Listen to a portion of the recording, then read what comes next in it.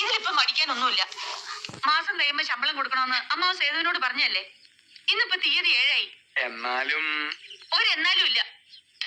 എനിക്കൊന്ന് എന്റെ വീട് വരെ പോണം.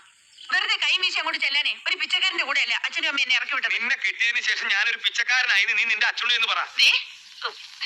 നിങ്ങൾ സേതുവിനോട് ശമ്പളം ചോദിക്കും മനുഷ്യ. അവൻ സ്വല്പം ബുദ്ധിമുട്ടില്ല. മാത്രമല്ല കമ്പനിയിലെ കേബിളും മറ്റും ഇന്നലെ ആരോ പൊക്കി കൊണ്ടുപോയി. നിങ്ങൾക്കൊന്ന് ചോദിച്ചു നോക്കിയാൽ എന്താ? കേബിളാ? ഇന്ന് എന്തായാലും സേതുട്ട് ഉച്ചയ്ക്ക് ഊണൊക്കെ എത്തി പറ്റും. സമയം കിട്ടും തോന്നില്ല. എന്നാ ഞാൻ ഫാക്ടറിയിലോട്ട് വരട്ടെ. ഫാക്ടറിയിലോട്ടോ? അവിടെ നിന്നെ നോക്കാൻ പോയി എനിക്ക് സമയം കിട്ടില്ല. അത്ര പ്രശ്നം അവിടെ. എന്തൊരു കഷ്ടം ഇത്. ഒന്ന് നേരം വേണം സംസാരിക്കാൻ പോലും സേതുവിന് നേരമില്ല.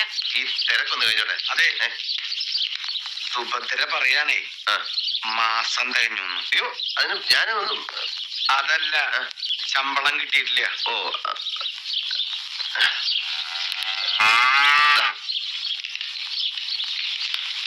ഇതാ ശമ്പളം 17 രൂപയുണ്ട്. അച്ഛനെ അമ്മേനെ ആരാണെ പോയി കാണും. പിന്നെ ടൂറിസ്റ്റ് ടാക്സി വിളിച്ച് പൊക്കോട്ടാ, അതാ നല്ലത്.